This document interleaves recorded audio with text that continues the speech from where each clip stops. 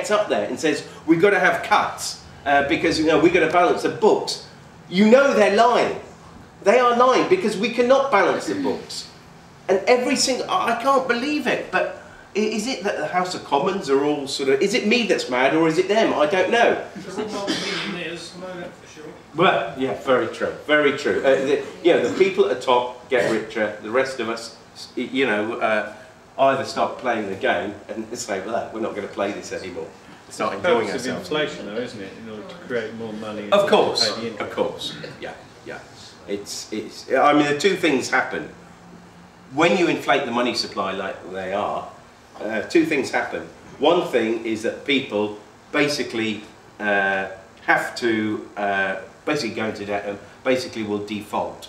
They have to default, and the other thing is that an exponential amount of money has to be added to the system, the money supply, to keep it going, because otherwise it's going to crash, and it will. But remember, it's just a game, so there's nothing to worry about.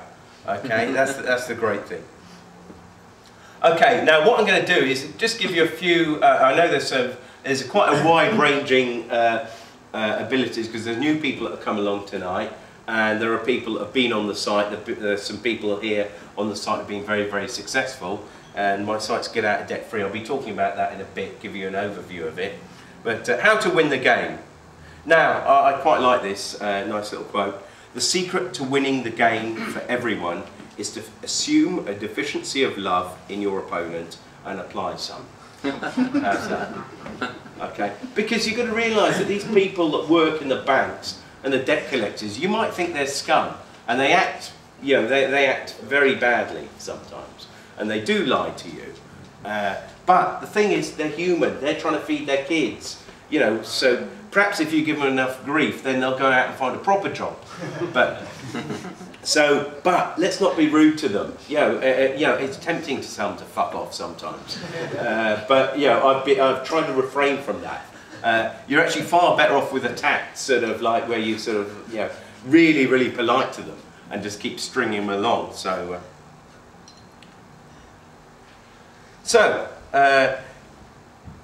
What I would say to begin with is, under the setting off rules, if you've got a credit card in the same company as you have a bank account, move your bank account to another, basically another company.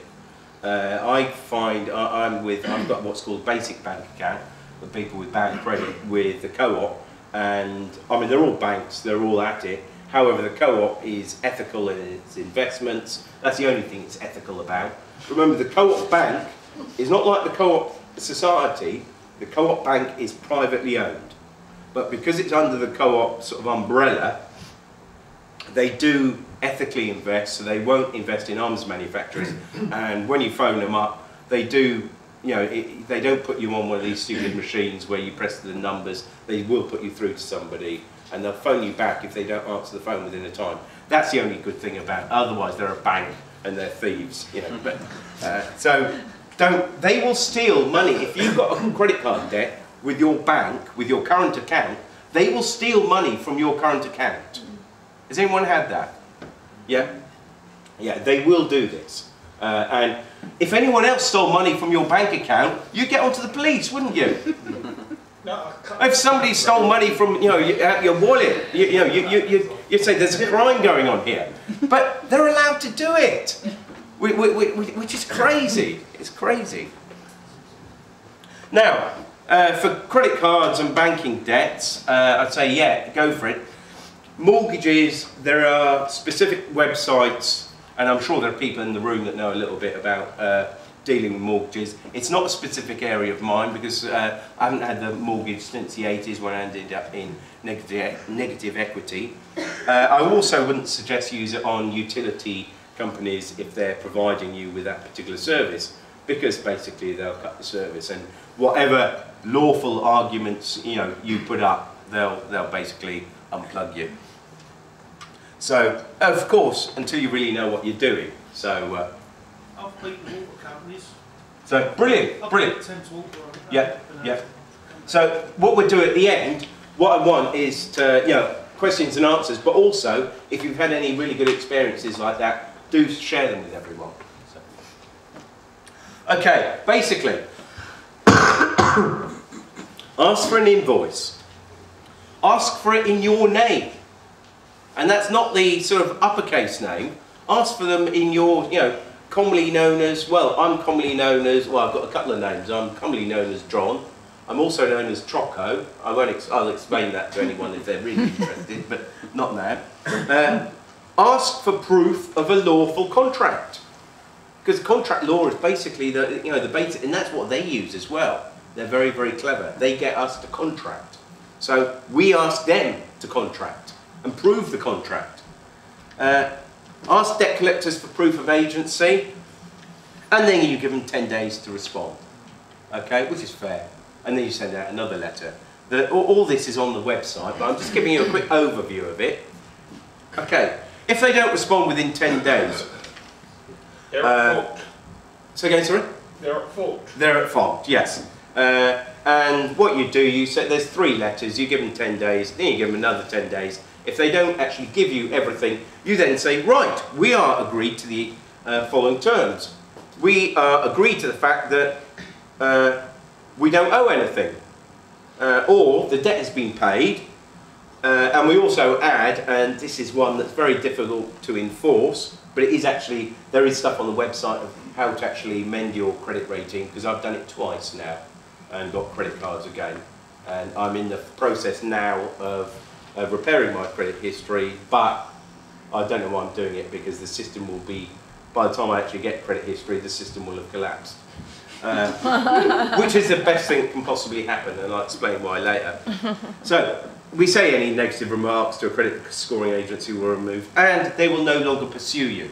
Now we are getting, and there's people in the room here that have either used letters from my website or other websites, and we're actually getting people now actually getting letters back saying, we're not going to pursue you any longer, because they're actually getting scared of us. Okay, there's a gentleman here that, well, hang on, I think he comes up later on. So, what I would say is, don't under any circumstances speak to them on the phone. Now, I would say I do break this rule, because I actually really enjoy speaking to them on the phone. Debt collectors especially. Because, they phone you up, and normally, the one thing they've got over you is fear. Now, as soon as you get over that, you can turn it around completely. And this is about empowering yourself. When I started doing this a few years ago, I was crapping myself when they phoned me. Because I was thinking, my God, they're going to take, I didn't have a lot of money, but I was married and my wife had a business. And I'm thinking, oh my God, I'm going to be in trouble here. So, and so I was more worried about her. But, what I've sort of learned to do is, when they phone up, instead of getting fearful, just have a bit of fun with it. If you can't think of anything clever to say, what you do, you just pick it up and say, is so-and-so there? You say, oh, just hang on a moment. And what you do, you put the phone down, and what I do is creep away very quietly. I don't know why, it's funny. And then I go back and have a listen. See if go back. Or what you do, and I realised that they would only last about 3 to 4 minutes. So what I do, in about 3 minutes, I say, oh, are you still there? Yeah, okay, just 1 second. And you could, I think 10, 12 minutes, I think, is the maximum. And the other thing you can do, they will phone you, okay? Now, and the first thing they say is, can you ask some security questions? Well, that's mad, because you've just had a phone call from, you don't know who the hell it is, so you ask them security questions. So you say, oh, all right, how can I, oh yeah, before I speak to you, can I ask you some security questions? So you ask them their full name, you ask them their job title, you ask them their line manager, you ask them for their direct telephone number, try and get their mobile as well if you can. You can text them all night. And what you'll do, you'll get a really good idea, and you write it down by your phone. So the next one that phones up, you're 1 step ahead, so you then say, right, oh, is your line manager so-and-so? Well, how do they know? So you're 1 step ahead of them. So they ask all your, so they say, right, that's great, okay, you've answered all my questions, and they say, right, can you give me some security questions? I say, sorry, I don't deal with things on the phone. Is there anything else I can help you with? It's like, and